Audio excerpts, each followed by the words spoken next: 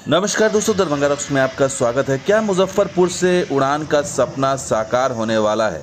पूर्व मंत्री सुरेश शर्मा ने एक बार फिर उम्मीद जगाई है। एक बार फिर मुजफ्फरपुर के लोगों को बताया है कि यहां से पताही एयरपोर्ट से उड़ान हो सकती है और इसको लेकर के मुजफ्फरपुर को उन्होंने एक सपना फिर जगाया है। तो क्या पताही एयरपोर्ट इस लायक है?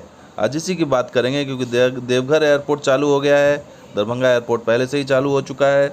अब मुजफ्फरपुर की बारी है। रक्सौल की भी कही जा रही थी। तो सुरेश शर्मा जो पूर्व मंत्री हैं, उन्होंने 8 तारीख को ट्वीट किया और उन्होंने तस्वीर शेयर की सिंधिया के साथ, और उन्होंने लिखा कि केंद्रीय नागरिक उड्डयन मंत्री सिंधिया जी से मुलाकात कर उनका कुशल क्षेम जाना, और ये भी लिखा कि साथ ही पताही हवाई अड्डे के विषय को लेकर वार्ता की।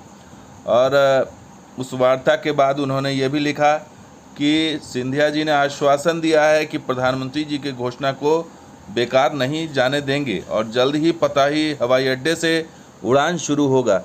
तो ये बड़ा दावा पूर्व मंत्री ने किया, प्रेस कॉन्फ्रेंस भी किया, और उन्होंने सभी जो मीडिया कर्मी हैं उनको बताया कि मंत्री जी ने आश्वासन दिया है पताही एयरपोर्ट से विमान को संचालित किया जाएगा और छोटे विमान को संचालित किया जाएगा। 40 से 60 सीटर विमान को संचालित किया जाएगा, ये उन्होंने लिखा। और इस पर हालांकि कुछ लोगों ने इस पर आपत्ति भी जताई कि ये दावा हवाई है, और उस पर फिर उन्होंने लिखा कि मैं प्रयास कर रहा हूँ, सफलता या असफलता मेरे हाथ में नहीं है, लेकिन मैं कोशिश भी नहीं करूँ तो ये गलत बात होगी। और अखबार में भी बाकायदा खबर छपी, हर जगह सोशल मीडिया पर खबर छपी है, नवभारत टाइम्स हो, हिंदुस्तान हो या जागरण हो, हर जगह ये खबर छपी है, खुशखबरी। 40 से 60 सीटर विमान यहाँ से उड़ेगा, पताही एयरपोर्ट जल्द चालू हो जाएगा, ये दावा किया है। और अखबार में खबर भी छप गई है कि मुजफ्फरपुर से रांची, बनारस, लखनऊ, कोलकाता और गोरखपुर समेत 500 किलोमीटर के दायरे में आने वाले शहरों में विमान सेवा शुरू करने की तैयारी है।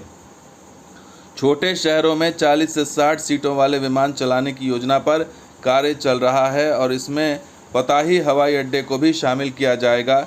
छोटे विमानों के लिए यहाँ पर पर्याप्त ज़मीन है। और साथ ही उन्होंने कहा कि कार्गो भी यहाँ पर खोला जाएगा, पताही हवाई अड्डे से कार्गो विमान की भी चलाया जाएगा। सवाल यही है कि इतना सब कुछ किया जाएगा, क्या पताही एयरपोर्ट इसके लिए तैयार है? तैयार बिल्कुल नहीं है, ना ही उतनी ज़मीन है, फिर भी दावा किया जा रहा है। अब ये दावा किस आधार पर है, ये आप लोग खुद समझ सकते हैं। और पताही एयरपोर्ट की हालत सब वाकिफ़ हैं, क्या स्थिति है। पताही एयरपोर्ट के अलावा उड्डयन मंत्रालय ने बिहार सरकार से अलग से जो है ज़मीन मांगी थी ग्रीनफील्ड एयरपोर्ट के लिए। उस ज़मीन का क्या जवाब दिया बिहार सरकार ने, क्या हुआ, अभी तक उस पर कोई क्लियर बात सामने नहीं आई। लेकिन सवाल बड़े अहम ये हैं, पताही एयरपोर्ट को लेकर सवाल बड़े खड़े यही होते हैं कि आखिर पताही एयरपोर्ट क्या इस लायक है कि वहां से उड़ान भरा जा सके। स्थिति वैसी नहीं है, पताही एयरपोर्ट से उड़ान फ़िलहाल संभव नहीं है। और सिंधिया ने जो ग्रीनफील्ड एयरपोर्ट के लिए ज़मीन मांगी थी 300 से 400 एकड़ ज़मीन, वो उसका क्या हुआ? क्या पूर्व मंत्री का दावा हवाई है? लगातार कोशिश करते लेकिन कामयाबी नहीं मिली है। बिहार सरकार के मंत्री और मुख्यमंत्री को बोलना चाहिए, वो चुप क्यों हैं? उनको बोलना चाहिए। पूर्व मंत्री और पूर्व विधायक इस पर कोशिश कर रहे हैं, मुलाकात कर रहे हैं।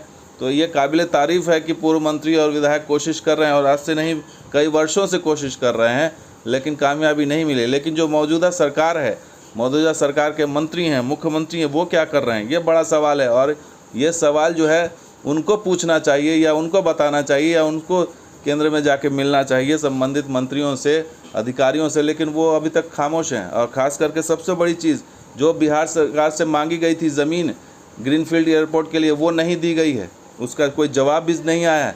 ऐसे में सवाल ये, क्या जानबूझकर मुजफ्फरपुर एयरपोर्ट के मामले को लटकाया जा रहा है, ये बड़ा सवाल है।